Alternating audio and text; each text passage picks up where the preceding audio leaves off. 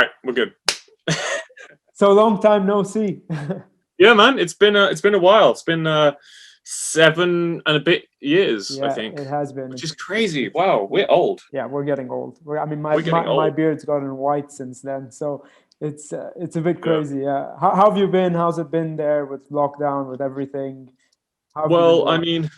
I mean, dude, over here, in the UK, there's plenty of problems. But I mean, are you okay? Like, you have, Yeah, we have no explosions in the UK, so that's one thing. I mean, yeah, shit. I mean, I see behind you. I presume you've got an image, and it's not like you're actually there. You're not yeah. blowing in the wind enough. Yeah. Exactly. No. This was actually, as I said, this is where we filmed you back then, and Yeah. it's actually from the video itself. So Oh wow. yeah, I Okay. took a screenshot. I was like, give him a bit of a good memory from Oh that man, time. that was great. That was like I think that was the first. We called them cable cars, Yeah, right? yeah, That exactly. was the first cable car that I've been in. And yeah, there's a video online, so it was playing a song, and I remember using the cable car as like part of the band. Yeah, exactly. So on these interviews that I do, I usually so I just ask a bunch of questions, and we start off with you giving a bit of background about who you are, what you do, Yeah. and all that. So take it away. Awesome. Well, it's really interesting to be on the receiving end of the interview because during one of the things I've been doing in the lockdown is I started a Yeah, podcast which with I've Tone been Wood Am. which I've been Yeah. listening to almost every time, and Oh, cool. yeah, I subscribed and everything. I think it's Oh, really cool. wicked. Yeah, Oh, really thanks, cool. man. Yeah, Yeah, so yesterday and the day before, I filmed and recorded some more sessions. One of them was with the guitar player, or one of the guitar players of a band called Periphery, and the other one is with a gentleman named Danish Pete, who is part of the Andertons online YouTube kind of scene. So that was really fun. So it's nice to answer questions instead of ask a question. yeah. So anyway, my name's Mike Dawes. I'm in the UK and I'm a guitar player. Specifically, I compose, record, and tour a lot of fingerstyle guitar music, which is basically the kind of guitar music where we have to grow a long thumbnail and become a social outcast from the rest of the guitar world and just society in general. But I play instrumental acoustic guitar. I don't sing. It's all on one guitar, multiple parts and things. And I've been very fortunate because my career started in 2013, and one of the very first people to reach out to me and ask me to come to their country and do a show was Anthony here, and brought me over to Beirut and had an amazing time. And I've basically been on tour ever since, up until the pandemic. Yeah. So I tour lots in America and lots in like Germany and other European countries. I go to Asia sometimes, South America sometimes, and Australia sometimes. And this became a sort of 11 months of every year living on the road lifestyle, playing my tunes, opening for acts, headlining, whatever. And then it all stopped with the pandemic. So I had to think, what am I going to do? And I actually got my first sort of house, like big boy bought a house, Nice. just before the pandemic started. So I had this big empty house with no internet and no furniture, and I was stuck in it. But it's hard to complain, I feel very fortunate. And yeah, just hoping you and all your loved ones are doing well over there and everything, and Yeah. we can get back out there soon. Yeah, Eat some of that nice, eat some of that Mediterranean seafood, man. Yeah, you'll be back in no time. Trust me. It's Yeah. still in my mind, so it's gonna happen. Those like prawns that are like as big as sausages. Exactly. And so you've toured everywhere. I mean, you've traveled everywhere. We'll talk about Beirut later on, but Yeah. just off the top of your head, I mean, what if you had to name what's been your favorite gig? What's been your worst gig, if any? And what's been the strangest gig you've had? And again, let's exclude Beirut from the equation for now, but if you can tell me what it is. Well, I mean, it's hard to exclude Beirut. I literally have a song called Beirut Yeah. on my second album, so it's been immortalized in a song. Yes, exactly. Although I must admit that the song was actually originally called Okama, which was a Dominican word, Okay. because I actually wrote a lot of it when I was in the Dominican Republic. Okay. And then it turns out, because I released this album on a Japanese record label in Japan, and it turns out that in Japan, that word means a particularly feminine gay man who dresses like women. Okay. So I was like, well, I can't use that. So Yeah. then I was just like, well, this song is about being in a cool place and having an amazing time. So obviously it was called Beirut, right? Cool. Yeah. But good places. I mean, America has always been really kind to me. The last tour I did before the pandemic, I got to go to like Alaska and lots of places that are really out of the norm. And I think any place like that, like I've had some really great experiences in Colombia.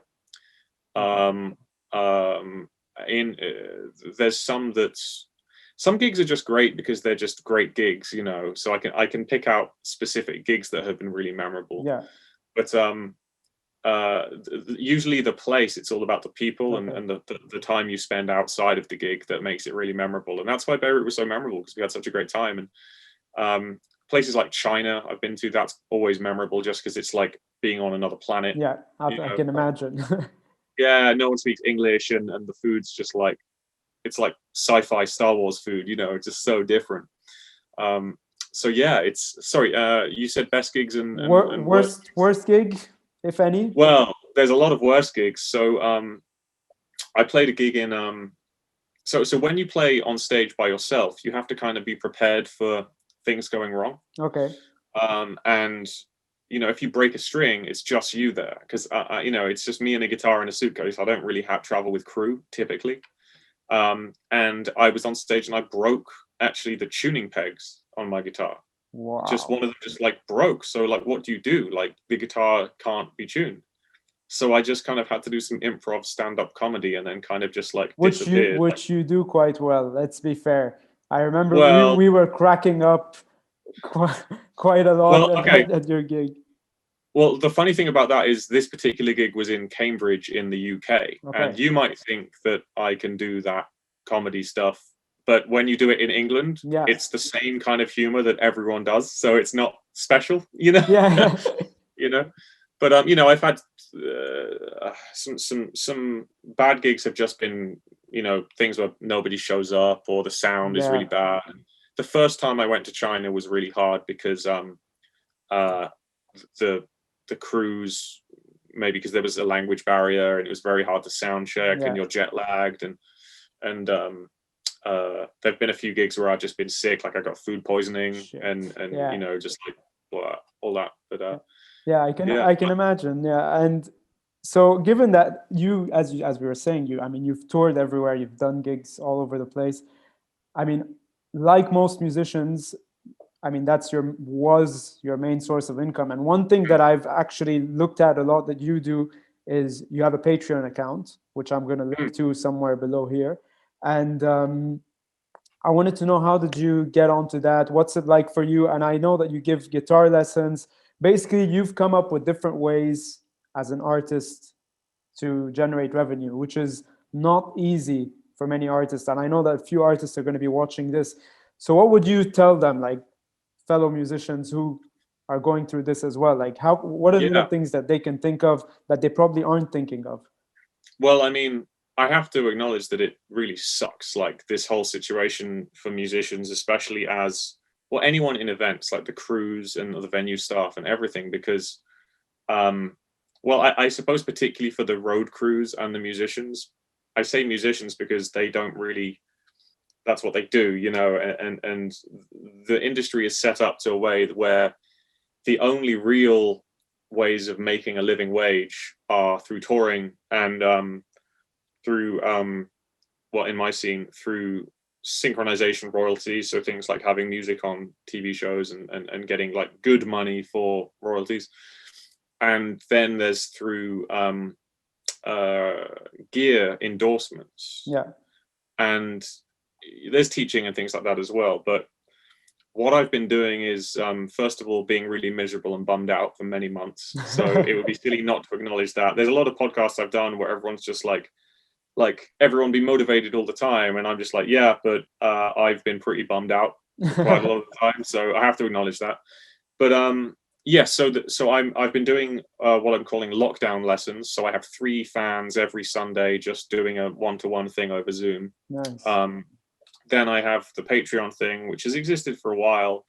I'm very grateful for them because the money from the Patreon was able to kind of once I got this house, I was able to look at that and say, okay, well, my bills are taken care of. So, okay, you know, now I can. what like explain to people who don't know what Patreon is. Like, how are you? So, What are you giving to your patrons, those who follow you? So yeah, so the Patreon thing is basically a subscription model where people subscribe to me for different levels of subscription per month, and then I do things. You know, it can be as simple as just having conversations and answering questions, all the way through to full-on one-to-one lessons over the internet.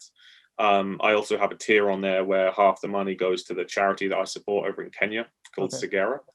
And yeah, it's almost like, I don't want to say fan club because that would imply I have fans, and that concept is just really bizarre to say as an English person. It's just like, oh, what are you doing? I'm just an idiot. Please go away. But there is a community, and it becomes a community on there, and it's mostly like hardcore supporters and fans from the road over the years who want to help. Not just during this time, but just like get that extra level of communication. I hate being on social media, so the Patreon thing's like, well, you know, let's give these people the most of the attention. You know? Of course. So that's good. But other stuff I've been doing is because I'm an instrumentalist. I always get so many questions about my gear. You know, the guitar pedals. You can see behind me. There's loads of stuff here. You know. So I've been putting together a few videos, both on my Patreon and for YouTube as well, where I just go into detail about new pedals from companies that I've worked with, and those companies might, you know, provide some financial support for that, for example. So, and then I have a podcast, like you said, where I've got a sponsor in the form of the best company in the world, which is Tonewood Amp. It's an amazing guitar gadget. I'm wondering if you can see one in shot. Just up there on the shelf. There's one. Cool. It's like a little box with a cable in it. It sticks to the back of your guitar and makes reverb come out the sound hole, you know. So we've been doing loads of podcast interviews with some of my favorite musicians, and yeah, sorry, I had a coffee, so I'm just like blah blah blah. No, on the contrary, because I wanted to say it. One of the things that, so I noticed you have a podcast, which is great. I've been listening to it while I do the dishes, so it's perfect. You know, Nice. it keeps me busy, but at the same time, obviously you're speaking to some great musicians, and it also introduces some people like myself to others that I've never really heard of. So that's perfect. And that's exactly the goal. It's supposed to be like, I haven't gone for just like, some names are really well known and some names aren't that well known, but the whole point is it's people that I know, so we have actual conversations, and it's not just, you know, we share experiences and tell stories that we've been involved with together, and it's just interesting. And this is why, like, I mean, you've done it in a way where, I mean, it's, I don't know if you agree with me saying this, but it's good because you're almost like branching out in terms of what type of content you're doing, because today, whether we like it or not, we're in an era where it's all about content and how much you can put, and it's kind of become a I hate it. I hate it so much. Clearly many people hate it, but the thing is, this is what I believe, is that most musicians are, you know, they're much more than musicians. I mean, I'm as interested in the person as I am in their music. So it's cool that, you know, someone like you is going into a podcast format now and gives, you know, lessons and, you know, does so many different things. And I wanted to see what's your thought about the way content is today. How do you perceive it? Yeah, well, it's a conversation that's being had a lot, especially in the pandemic, where all the touring's gone. So suddenly the touring guys are now swimming in the same pool as the, you know, 15-second clip Instagram every day kind of people, and it's quite an adjustment, because the way content is distributed now is very different to how it was when I first started in like 2013. Because people have a much shorter attention span. I mean, Instagram and TikTok didn't exist back then, so it was very much about, here is a cool song, let's watch this video or listen to this song. Whereas now it's like, have I grabbed their attention in 1 second? And that method of reward is geared towards people that do grab attention in 1 second, be that what they're playing or the way they're presented, right? And when you look at the way to present yourself, then that's a whole separate discussion. That's just like the pop industry, and that's just how things are, sex sells and whatever. But when you look at how they play and what they're doing as, say, instrumentalists, it means that every piece of output not only has to be regular, but it has to be like straight away, So you and I was having this conversation with Andy McKee, a great fingerstyle player. I had him on the podcast, and some other friends as well. And the real difference that we see in this is you're not having people respond to a piece of art in the same way at all now. Yeah. What I mean by that is I've, myself and other players have been in situations where we've had people write to them saying things like, I was in a really dark place and then I listened to your album or listened to your song and it really moved me, or I heard you play this song at a concert and it really moved me. You can't really be moved by a very ultra short clip in the same way en masse. So it's a different emotional response. It's more like junk food. Yeah, it's also, you know what I mean? I also say this often, but where once upon a time music was consumed first by the ears, today it's consumed first by the eyes. So it's multimedia for sure, because of just bandwidth, like speeds of data have allowed for that. But it can't just be music anymore. It has to be comedy, or it has to be sexy, or it has to be, shocking or whatever. And that's fine. It's just what it is. But I think you just have to acknowledge that creating a song is a different exercise than creating content. It just is, because you're trying to achieve a different goal. Having a follower is not the same as having a fan. It's just not. There is crossover there, of course. It would be very naive not to acknowledge that. But and also having a follower doesn't really mean money as well. So one of the podcasts I did was an interview with a chap named Nathaniel Murphy, who many guitar players will know his videos. His Instagram name is Zeppelin Barnatra, and he is very popular on Instagram, maybe like 400,000 followers on there. But he says himself very openly, and that's why I'm sharing this, that he teaches kids soccer and he's never made a single penny from Instagram.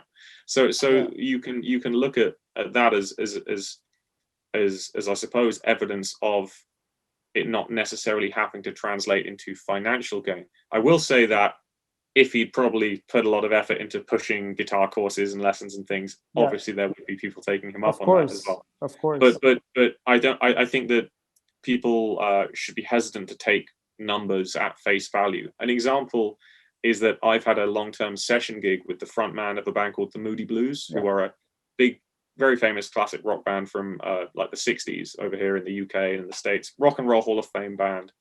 And, I have way more social media followers than he does. But he can sell out a theater with a ticket price of like $150. Like that. I can't. No freaking way, It's a whole separate thing. And not every fan has a TikTok account. Not every fan has an Instagram account. There's hundreds of thousands, millions, billions of people out there that will go see an artist play because they grew up on their music, or a friend recommended it, and it's got nothing to do with that stuff. So, because this is when you were saying, so back in 2013 when you started, I mean, there was the video of somebody that I used to know that blew up, that went viral, and that level of virality, I don't want to say almost doesn't exist anymore, but it exists in the super ultra short format. Just so an example would be the guy who did the Cranberry thing. The Fleetwood Mac song, Drinking Cranberry. That. Well, it's there are viral songs. I mean, I had a conversation with, who was it? Maybe it was yesterday on the podcast. So in 2017, I released my second album, and I released a cover of One by Metallica. And that went mega. That was probably the most viral thing, and it got like 100 million views or something on like different Facebook uploads and things. And the YouTube one's all right, millions, but not like crazy, like 100. That viral process of things getting shared and shared and shared and shared and growing and new fans, that lasted for like 2-3 weeks of just growth. Okay. I did a video at the end of last year, which was a tribute video to Eddie Van Halen, right? And there was nothing freaking I saw it. cash-in-y about that at all. In fact, it was my Patreons that convinced me to do it. I didn't want to do it. I wanted to create a tribute, but I didn't want it to be perceived as like a cash-in. Yeah. Like I'm a long time Van Halen fanatic, and I actually had this arrangement already, more or less, in a different way. Anyway, I decided to release it. It followed the same viral trajectory, ticked all the same boxes. And again, by the way, I did this as a free download. Everything was free. Nothing was monetized. I wanted to be very clear about that. Yeah. No tab, But anyway, it did the same growth thing, but in like one day, and then was gone. And then it's like next thing comes along. There's less consistent growth unless you're constantly giving them money. Tech companies. Like you have to pay Facebook to do this. You have to give them so much money. You can't. Organic growth is just like to a point, and then it's gone. You have to pay these tech companies. And what do you think about, like, you've now had you've had now these few videos that have gone viral worldwide. So you see it that people around the world, hundreds of millions, are actually sharing that. And do you feel that there is a trickle down effect? Maybe some of them become Patreons on your page, or maybe they become followers on Instagram. Yeah. Do you see any reward from that, or not really? So it depends entirely on where it's released, how it's released, and what it is. So let's look at cover songs. So I released the Metallica song I didn't put it on my own Facebook page. I got Metal Hammer magazine to publish it on their page. Okay. And it got, like I said, tens of millions of views on that page. But those views were by casual metal fans. Okay. I was marketing a guitar transcription of it. Okay. But barely anyone got it. But then I put out a John Mayer cover via Guitar World magazine, and I was selling the tab, and it was just for guitar players that were viewing it, and it did much better, So it's not necessarily the quantity of the views; it's about what you're trying to market to that particular base. Okay. If you're publishing something through a guitar publication and you're pushing guitar tabs, way more people are going to get it than if you're going for big general population views. Yeah. So you might get casual followers, but they tend to drop off as time goes on because they might have thought, oh, that's a cool cover of my favorite song. But then they might realize, well, I'm not actually into this instrumental guitar genre. Yeah. It's to answer your question, it's like, yes, but also it's more complicated, and it's not as, the numbers do not accurately represent how many people continue to become fans.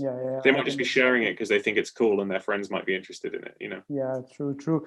And given that whole aspect of things and just the way things are changing constantly, so you're someone I always follow what you do. So I look at it not just as a music fan or as someone who's worked with you, but I look at it from a business point of view, and I think you're doing it on the outside. I think you're doing it really well. Like, that's why I was saying you have. That's interesting you say that, because I don't, because I make decisions based on almost consciously not doing what I should. Like, Instagram's a good example. I'm constantly posting stupid things that I did with my friends rather than guitar videos, which is what people want to see. But it doesn't matter because I believe that. That's why it goes back to the whole quantity versus quality game, because quality is subjective. This is not like, nobody can say what you do is the greatest thing in the world or the worst thing in the world. It's ultra subjective. But quantity, the numbers don't lie, but they do not represent a trickle down effect. But in terms of where they're being seen and stuff like that. But the point that I'm saying is that when you put up content, be it on your Facebook, your personal Facebook, or your page, or your Instagram, or your Patreon, or your Twitter, or whatever, I just see that overall, I'm on the other side of the planet. I haven't seen you in 7 odd years. I'm aware of what you're doing all the time, which is great, to the point of what you're sharing. And at the same time, I see that, there's interesting ways you're doing stuff. That's why I say that from a business point of view, you're the type of person that someone could pitch to any big project and be like, look what this guy is doing. He's got it sorted out. You know, that's really this kind. is That's how I really see kind it. of you. So yeah, That's really kind of you. What I would say to that is, the tech companies are feeding you my shit because you engage with it. yeah, And there's a lot of people who are fans that it just won't get to because the tech companies don't send it to them. It's so frustrating. Like, what you see and what I do is objectively not what some other people will. Some other people might just see a picture every like 2 weeks, yeah, and that's it, yeah, you know. And this is what's so frustrating, is we are, as off tour people now, because when you're on tour, you do well in a room, that room will let you know. yeah, And it's this very instant, like, you know, you put an energy out, that energy comes back. I did a good job. I can go back on the tour bus and I can fall asleep and I can be content with my day's work. yeah, With the content thing, you're just yelling in a sea of people yelling into this ether. And these platforms are so, you know, they're competing with each other, Google and yeah. Facebook, that they punish cross-platform promotions. Of And, you course, yeah, know, yeah. Of it's, I mean, course, we all know the story. You can't share a YouTube link on Facebook yeah, anymore, yeah, you yeah. know. So how can a YouTube video go viral? It just can't, It can't. It can't. because Facebook own the sharing system, really. So So yeah, it's frustrating when you know that maybe a piece of content has so much potential, but there's something out of your yeah, control that's preventing that, you know. and the same way you were saying that, you know, music is now cross media, so it's visual, it's audio, it's all that stuff. What would you say? What would you want to happen as a change today in today's music industry, from your perspective as someone who's a musician and at the same time, you're a content creator? Like, Well, what would you like to change? How would you see it moving forward? What would you hope happens? well, there's a few things in different sectors. So first of all, if someone follows a page, they should be able to see what that page posts. I Yeah, mean, I think that Facebook needs to, specifically Facebook needs to get out of an advertising model and get into a subscription model. I think the world would be a whole better place. Even like politically, the world would be a better place if Facebook would just be like, okay, if legislation was passed and it was like Facebook can't echo chamber everybody and pummel them with ads that they deem that, you know, instead have Facebook introduce a $5 a month if you want to use Facebook. Everyone would freaking pay $5 a month to continue using Facebook, or relative to various economies around the world. You know yeah, what I mean? yeah, Geo relatable stuff. That way, you could create a platform where, I mean, I'm sure that Facebook are making so much money, they're never going to do that. yeah, I'm sure they can do the math and it will. But if they did, then it would mean it would be much easier for musicians to reach their fans. Secondly, the streaming companies need to pay a decent royalty, and the big four record labels needs to not be absolute bastard crooks, because that's the reason why the streaming companies can't. I don't know if you're aware, but on, say, Spotify, if I listen to, you know, I don't know, only you, yeah, for a whole month, you're not going to get that money. You know yeah, what I mean? yeah, Like yeah, that, it should be the percentage of somebody's, say I pay $9.99 to Spotify a month. If I only listen to one artist, I want that artist to get that money minus Spotify's share, right? yeah, Instead, that goes to Katy Perry and whatever, and it's a system which is not fair at all.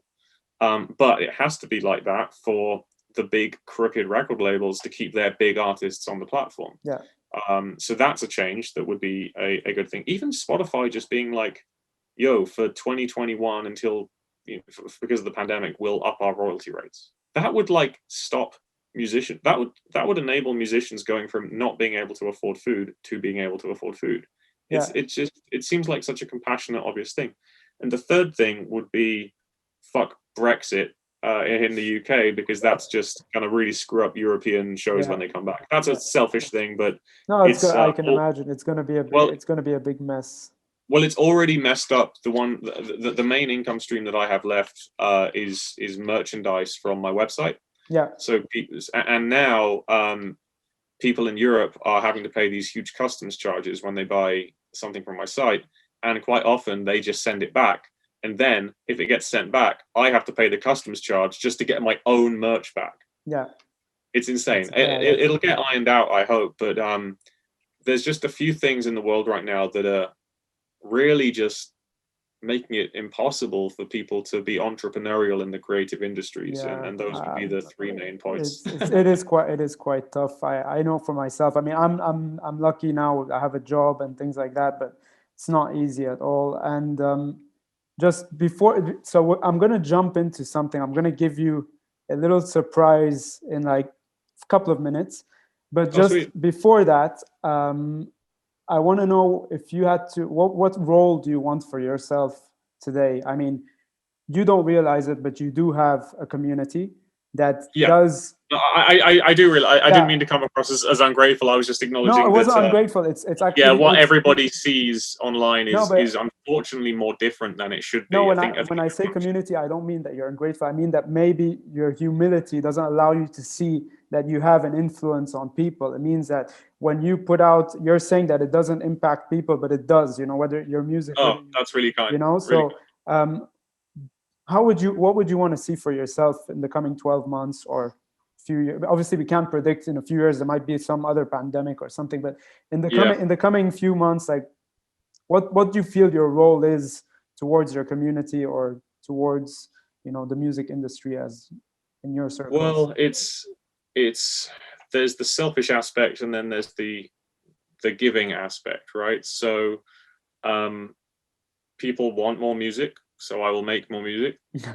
But on a selfish point of view, in terms of what I want to do with my time, I am just in love with traveling and visiting places and being places, and the music is a vehicle for that. Yeah. So I would like to have the freedom to do that when it's safe. I can't in good conscience do that when it's not when it's irresponsible to do so given the pandemic. However, that's what I long for the most, is to bear in mind I've been on tour for like pretty much every year for about 8 years, and that means that my entire social life is spread around the world. So I'm very lucky that I can go to many cities around the world, and I'll have friends to see and places to go to and a place to crash and all that, and I miss all of that. That's my life. I don't have a conventional home life. Like I bought this house in this town, but I don't really know anyone. Like I've got one mate in this town, and because of the pandemic we can't even hang. It's not, I don't have, when people say like when you're on tour they're like, oh, don't you miss home? It's like, well, this is home. Like I went from school straight to tour, so I never built a home life. So that's what I need now. I need to get back out and see my people and make some memories and make some audiences happy in the process. Try and make the goal really is just to play shows and make people forget about their mortgage for the evening. Make people just take them somewhere and make them smile and make them laugh and entertain. I think being able to entertain people for a living is like one of the most craziest honors in the world. Like being able to make people happy and get paid for that is just insane. Exactly. And just gonna give me just 1 minute. I'm gonna get something that's probably that should make you happy. Oh, 1 second. Just trying to make it happen. You are really the Lebanese Jake Gyllenhaal.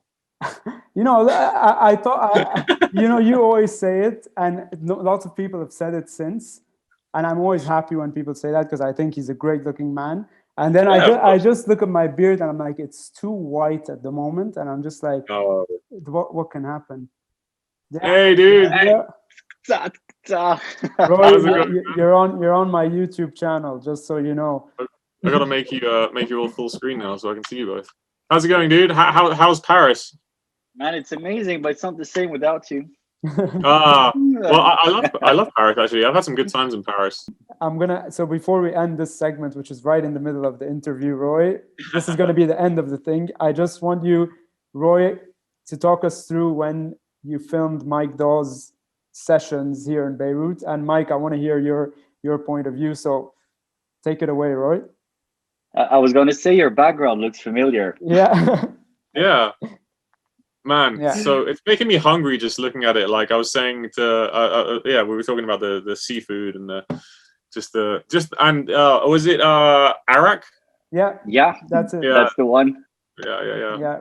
Roy, That's the one. We had tons of it. do you remember? Do you remember filming back then in the cable car? Like what it was like for you And at it the was time? first of all, I can't believe they allowed us to do the camera setup we did to get the shot that's right behind you. Yeah.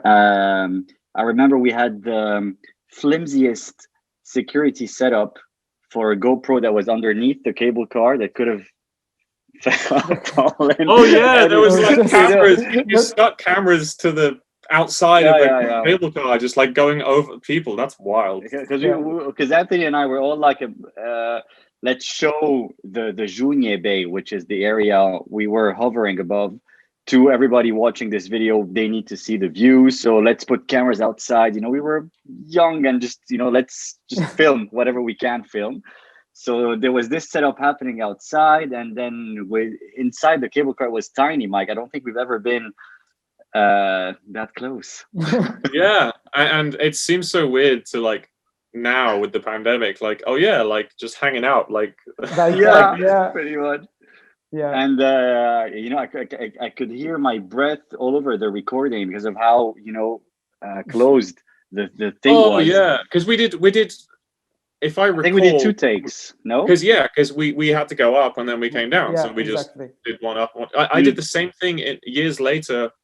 I want to say 2017, or maybe it was 2018. No, 2017 in New Zealand. I did another cable car thing with no way, in Christchurch. Yeah, and it was the same kind of thing. We did one up, one down. But it's on YouTube. Yeah, Gondola Sessions is the name of the thing, and it was. But there's, I think in Christchurch it was. I don't know if you've been to Christchurch in New Zealand, but it's a really beautiful thing. But the ocean is over the hill from where the cable car was, so your view was a little bit more ocean vibes, which is nice. Yeah. And there was the second video which we filmed with Karim. Roy, do you remember filming that video? And Mike, do you remember what it was like? Do you remember there was a police guy who was telling you couldn't film, and he ended up filming you the whole way through? Yeah. And then he ran he wanted an autograph, I think, from Mike. I remember what happened because you guys were telling me like, okay, you're not allowed to film. Is it the general security you call them? Yeah, something like that. Yeah. So you're not allowed to film the general security or whatever. And then we were, because we were, you know, young and reckless. And this guy's like, yo, stop, whatever. And he comes up and then he just like looks at me like this. And he's just like, you sound like Andy McKee.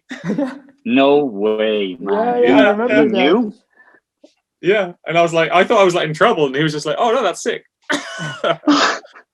That was awesome. That was the first time I've ever encountered a gun, because this was maybe my second or third trip outside the UK, and it was my first, you know, I'd never really spent much time in America before that, so just everyone had guns, and I was like, damn.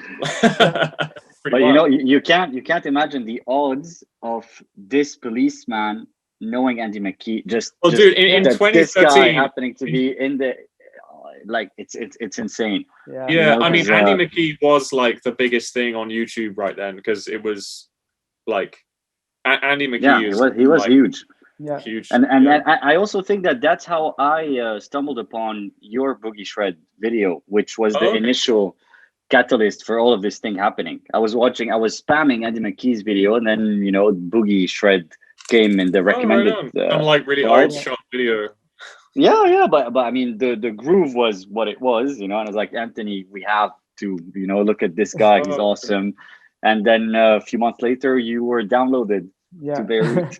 Man, this is what I'm saying, Anthony. Like, this is like the power of music and the internet versus little 15-second playing clips. Yeah, you know, like I just really feel like that invite that landed in my inbox came from a song and not from some content. You know what I mean? It's like a different vibe. You feel era. Something, and then you're like, you know, and that story alone just made me so happy, because I'm trapped in my little cave right now and not knowing, with no shows, so there's no sort of I put the songs out there and play, and then it's just echo into the house, and I don't know if it matters, you know. And then you hear stories of it mattering to people enough to want to bring them, you know, across the planet to to Lebanon is just amazing. So yeah, thank you, man. Yeah. It was a real memorable experience. I wish we had more photos from it. You know, I do. I don't know if you have a hard drive somewhere with loads of photos, but I have my like iPhone 3GS.